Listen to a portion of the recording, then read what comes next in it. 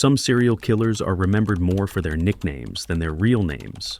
These labels, often created by journalists, police, or the public, captured fear in a single phrase.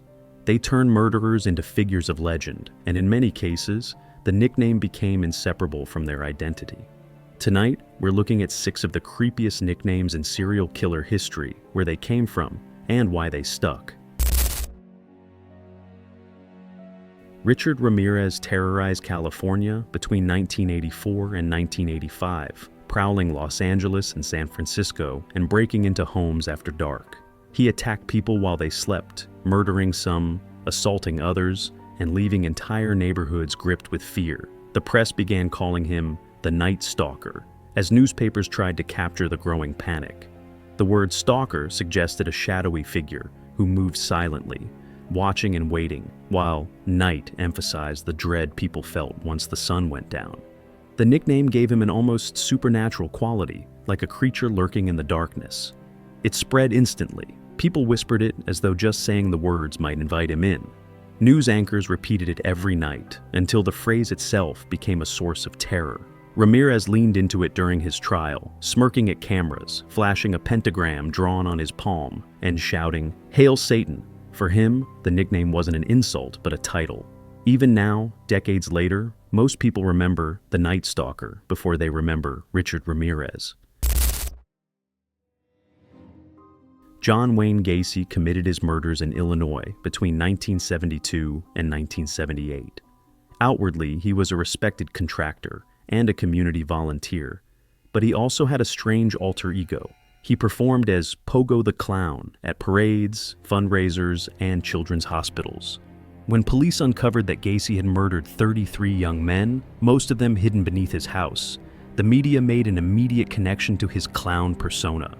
Headlines screamed "Killer Clown," and the public couldn't look at clowns the same way again. The contrast between a smiling clown suit and the horrors in his crawl space was so disturbing that the nickname practically created itself. The label stuck so strongly that it influenced pop culture for decades, inspiring horror films and even fueling widespread coulrophobia, the fear of clowns. Gacy himself despised the name, arguing that his clown persona had nothing to do with his crimes. But once the nickname was out, it became permanent. Today, his legacy is inseparable from those 3 words: the Killer Clown. Between 1978 and 1991, Jeffrey Dahmer murdered 17 young men in Milwaukee, Wisconsin. When police entered his apartment in 1991, they uncovered one of the most disturbing crime scenes in American history. Inside were skulls, bones, photographs of dismembered victims, and body parts stored in refrigerators and freezers. The discovery horrified the world, and the press quickly branded him the Milwaukee Cannibal. The nickname tied his crimes directly to his city, ensuring Milwaukee would forever be associated with one of history's most infamous killers. The word cannibal was impossible to ignore. It appeared in bold headlines, repeated on nightly news, and whispered in homes across the country. What made the nickname especially disturbing was how flatly Dahmer himself spoke about it. He never used the title, but he didn't deny what it meant. His calm, almost clinical interviews left people even more unsettled. With 17 victims and details that defied imagination, the Milwaukee Cannibal became the defining shorthand for his story, and a proof that sometimes a single word can capture the unimaginable. Ed Kemper's murders spanned from 1964 to 1973 in California. His first victims were his grandparents, whom he killed as a teenager. After his release, he began targeting young women, most of them college students hitchhiking around Santa Cruz. By the time he was arrested, Kemper murdered 10 people in total, including his grandparents, 6 female students, his mother, and her friend. The press quickly coined the name the co-ed killer.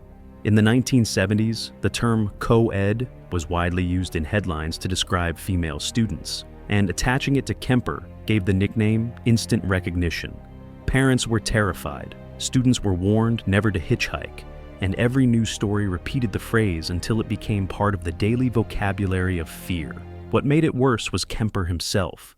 In interviews, he sometimes used the same term the media gave him, describing his victims as co-eds with a disturbing calmness. His acceptance of the label gave it even more weight. The name co-ed killer has lasted because it perfectly captured both his choice of victims and the atmosphere of dread on California campuses. In the Soviet Union, between 1978 and 1990, Andrei Chikatilo murdered at least 52 women and children. He often lured victims from train stations in the Rostov region before attacking them in secluded areas. The injuries left on his victims horrified even seasoned investigators. It was this brutality that led to his nickname, the Butcher of Rostov. The word butcher captured the near slaughterhouse nature of his killings, while Rostov tied him directly to the region he haunted. Even though Soviet authorities initially tried to suppress information, whispers of the butcher spread quickly among locals. By the time Chikatilo was arrested in 1990, the name was already cemented. People didn't need to hear his real name to know who he was. Even today, the Butcher of Rostov remains one of the most terrifying nicknames in the history of crime. Between 1962 and 1964, Boston faced a wave of murders. 13 women from 19 to 85 years old were strangled in their own apartments. At the time, investigators had no idea who the killer was. The attacks seemed random and fear spread across the city. Since no one knew his identity, the press gave him a name. They called him the Boston Strangler. The phrase was simple and direct, linking the crimes to the city and to the method of killing. Newspapers repeated it every day, and soon everyone in Boston used it as if the Strangler were a shadow hanging over their neighborhoods. When Albert DeSalvo confessed, the nickname did not disappear. Even though many questioned whether he was responsible for all the murders, the name had already become part of history. People remembered the Boston Strangler more vividly than DeSalvo himself, and the title still carried the same weight decades later. These nicknames were more than just headlines. They shaped how people saw the killers and how entire cities remembered the fear they caused.